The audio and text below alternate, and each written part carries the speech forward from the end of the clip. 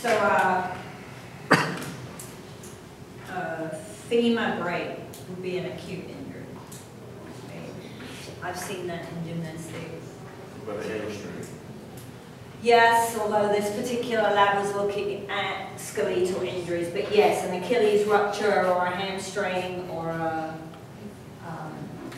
ACL tear, those are all acute type injuries. But if we're looking at the skeleton, you'd be looking at a break, or you could get, what did you guys find? Shin splints, acute or chronic? Chronic, right? Continual pounding causes shin splints. So runners get a lot of shin splints. A thrower isn't going to get shin splints, right? Stress, so shin splint is a type of stress fracture, kind of, right? You could get a growth plate injury. So some of those can be chronic because you just gradually pull it off. A lot of them are acute. There's an immediate trauma that causes the growth plate to crack or slide off. What else? Anybody find something to do with a particular sport?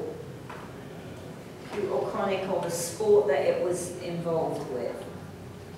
What was your stress fracture involved with? You can get that from.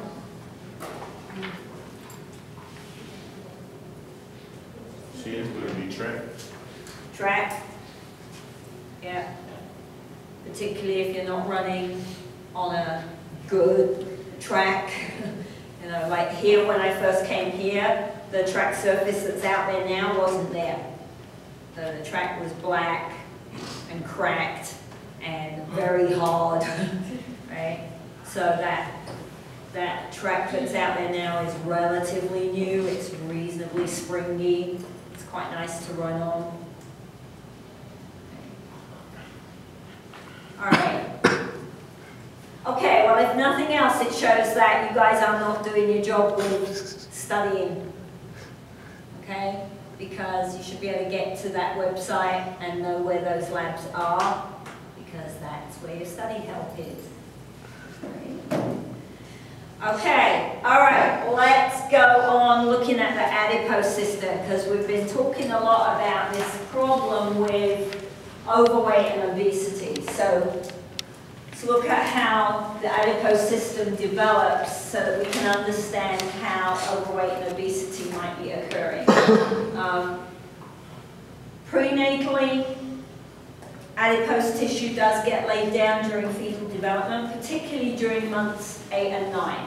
So mum will be wandering through her first 7 months and not look very pregnant, and then by month 8 she starts to look very pregnant because the baby suddenly puts on loads of fat and gets very large. So mum changes shape quite quickly, right? Billions and billions of fat cells when we're born. So there's a lot of them now. And we need fat, right? It's an important tissue. It holds a lot of energy, way more energy than carbohydrates can. So we want fat for energy. It keeps us warm, and it acts as protection if we're in an accident or we fall or bang against something. So during the first 6 months, we continue to see very rapid laydown of fat cells, adipocytes, and then it slows down a bit until we go to puberty. All right. So what we see is in that pubertal spurt, girls will lay down a lot more fat cells than boys will. Boys will lay down more muscle cells than girls do. Okay? And that's driven by estrogen or testosterone. And the growth is by hyperplasia, so I can lay down new fat cells, but mostly hypertrophy. Right? So in adults and in teenagers, mostly what happens is the fat cells that are there get bigger, and we put more fat into them. So fat cells are quite interesting because they work like a balloon in a way. All right, so I have a set of fat cells, and we store fat in the cell like a pantry. So we fill the cell up. Can you see that color? Probably not. Not really. Probably not a good color. We fill the cell up, right? And if we exercise or we diet and we lose fat mass, we empty the cell back out again. We don't get rid of the cell. We just store fat or take the fat out. Okay?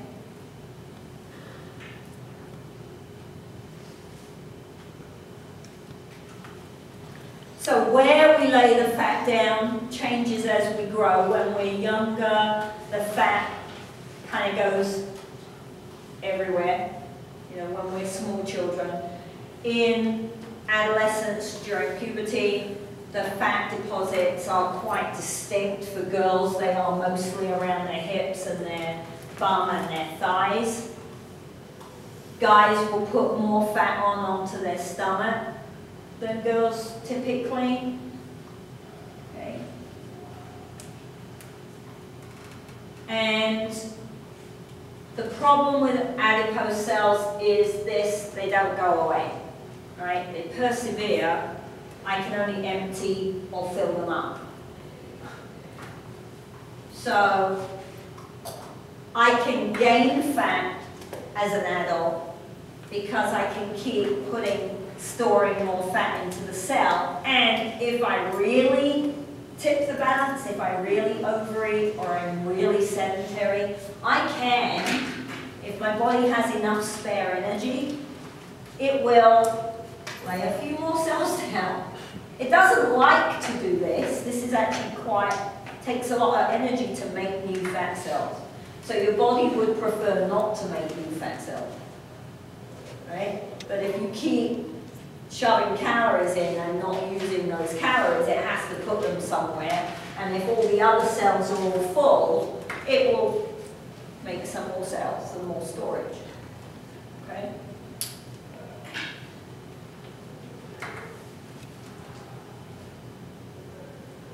So, in young children, their arms look nice and kind of squishy and podgy. And then as we get older, with that, we tend to grow out of that. Our bones get longer, our muscles get bigger, right? We put some more fat down in our trunk, into our viscera.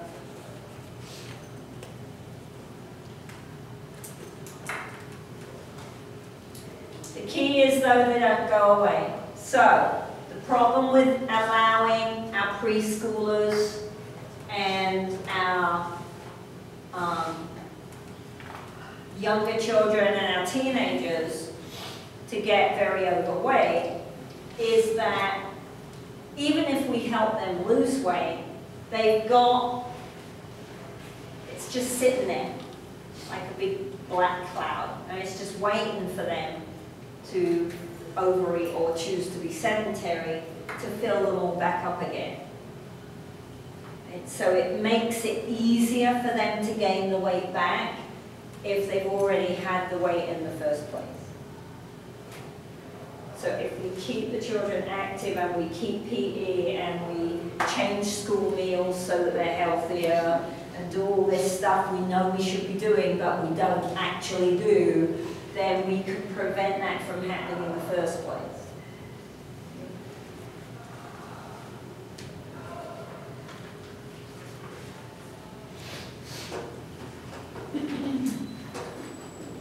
Children who are overweight by the age of 8. So we were looking at that data the other day about the percentage of children in New Mexico who are overweight or obese. If you're overweight by the age of 8, then that increases your chances of being an overweight adult by more than 60% chance of being an overweight adult because of the, right? Once the cells are there, it's very hard. You can't get rid of them. So getting rid of the weight becomes a struggle. Questions on muscle system, fat system? Talking of the muscle system, the heart obviously is a muscle, so we also see changes in the heart, right? As the child grows, but the heart tends to be proportional to the size of the child. So there isn't a point in time where the heart's really tiny and the child is really big. It tends to change at the same rate as the overall size of the child. So, all right, nervous system then. Most of the nervous system development is genetically driven early on, all right? So growth in the fetus of brain cells is genetically driven, okay? And by about month 4, the fetus has practically all its brain cells by month 4. They're not talking to each other yet, they're not doing anything, but they're there, they're in place. So nerve cells develop and they migrate to areas of the body and then they specialize into the type of nerve cell they're going to be. So the ones in the brain are all in place by about month 4, end of month 4, okay? So when we're born, our brain is about 25% of its adult size, but all those cells are there. Okay? So once I'm born, I'm not growing new nerve cells. We'll see in a minute that the change in size is due to other things. Right? Once we're born, those cells have to start talking to each other. So we develop synapses. And we lay down a lot of synapses after we're born. We've got some going down in the fetus, but particularly once we're born, these synaptic connections that allow one cell to talk to another cell proliferate really rapidly. And they seem to proliferate in particular in response to certain experiences that you allow the child to have. So the more experiences they get, the more synapses they make, the more different areas of the brain can connect and talk to each other. Okay. And there's an article, remember I asked you to read that article on the brain in lab, talks about the windows of opportunity. Right? The window of opportunity is this period of time when the brain is best able to learn a particular type of skill because it can lay these synaptic connections down very easily. So for gross motor skills, that article tells you it's around 5, maybe 6 years of age for our fundamental gross motor skills, running, catching, jumping. For fine motor skills, it's about 9 or 10. So writing, doing up buttons, right, threading a needle, those skills that use little tiny muscles and very fine, clever. That's a little bit later.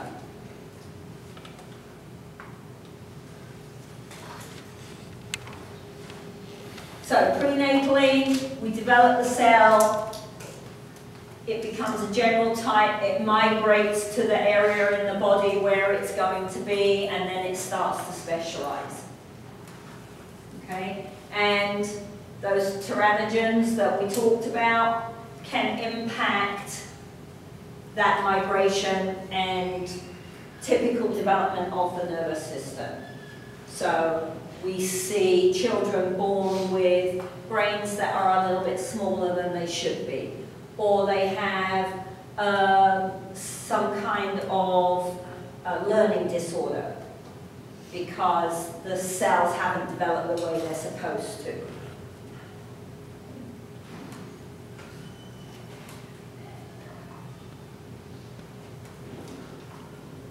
So, 25% when I'm born. By the age of 4, a child's brain is about 80% of its adult weight. So, it grows massively over those first few years. It's another reason why they tip over a lot, right? Remember we said cephalocordal direction.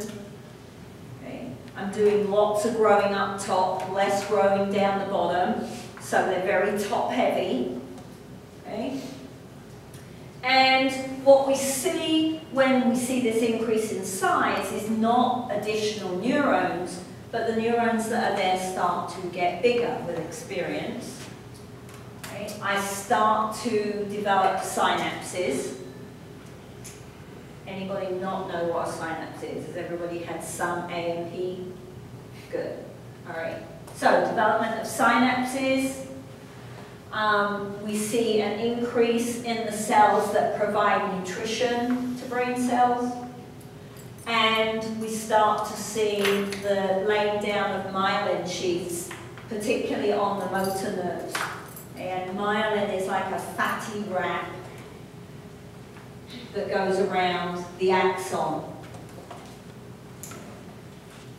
And magnetic resonance imaging and PET scans clearly show us that these synaptic connections occur in response to stimulation.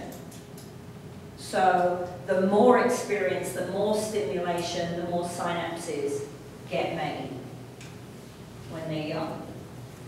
Okay.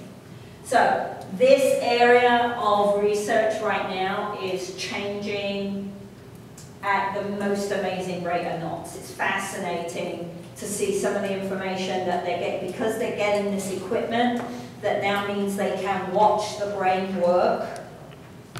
Now we're finding out all kinds of things we didn't know, right? Which area of the brain talks to which area when you do this particular skill, or when you're thinking this idea, which area of your brain lights up, right?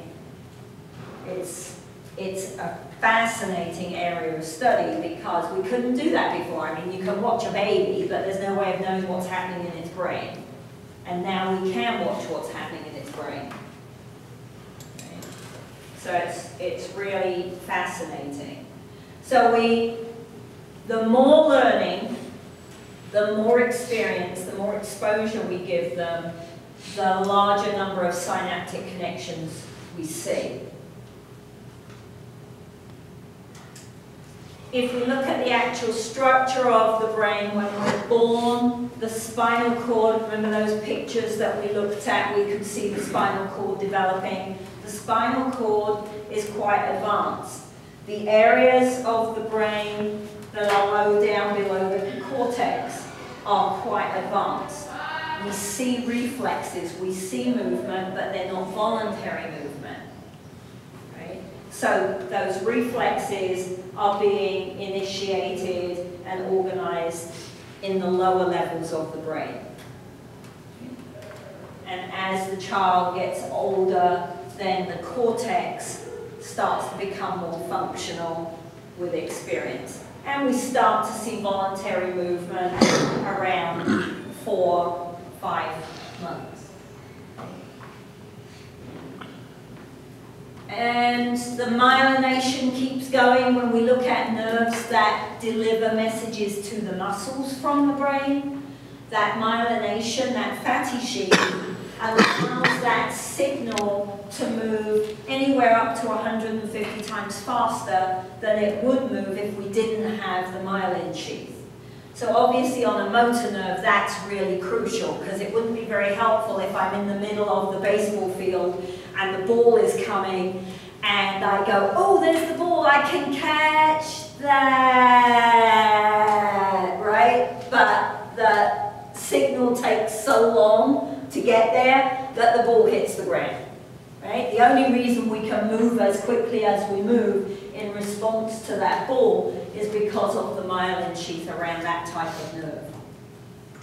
Okay? And pay attention to our directional laws, because everything happens according to our directional laws. What does that mean? What kind of impact does that have? Right? So if I'm working with a 3-year-old, how quickly are they going to be able to move their fingers? We go proximo-distal from the midline out. So my fingers get myelinated after my shoulders and my elbows and everything else. Okay? So I have to keep things quite large when we're working. It's harder for them to control this than it is to control this. And we see that play out when we look at our MSU chart. Okay?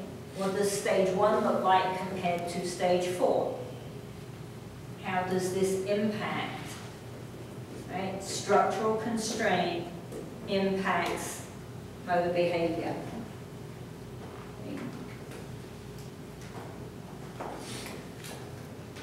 Oh, you back up there. So then, around about the age of 10, we start to see pruning of these synapses. And now what we're seeing with the research with adults, and particularly with the elderly, is that if we stimulate and provide a particular stimulus, the synaptic pathway gets stronger. If we don't stimulate that pathway, it gets weaker. And at around 10, when we're looking at younger kids, they actually start pruning them. So some synaptic connections go away. We overmake them, and then they go away. Right? So if I don't keep providing them lots of variability, lots of different experiences, in our case, lots of options for moving, I should introduce dance, I should introduce ball games, I should introduce balancing game, right? Anything, then those synaptic connections, that ability to talk in amongst the brain, gets pruned away, like pruning a rose bush. I don't need this one, I never use it. Okay? As we get older, then we start to lose some neurons, the synapses get weaker if we're not stimulating them, and we see breakdown in myelin. Right? Multiple sclerosis is a myelin sheath disorder. People with multiple sclerosis don't develop, there's a problem with the development of the myelin sheath, and so their movements are very slow and not very coordinated. One of the things we think happens with adults, because they do get slower, is that maybe some of the pathways get blocked or break or run out of neurotransmitter, and so the signal has to take a longer path. We're not quite sure what's going on there. We do know that if we exercise, we see improved memory function. That might be because we provide additional oxygen to the brain, but it could be something to do with the neurotransmitters and the hormones that are released during exercise as well. We do see increased proteins in the brain in people who exercise. So when we look at an older population, losing your memory is one of the worst things. Right? Ask your grandparents. It's one of the most frustrating things, because you know, and you can't remember it, and it drives you crackers, right? So keeping memory function as strong as possible is important for that age group. Okay. So there is a document up with major concepts for each chapter, right, under your study help.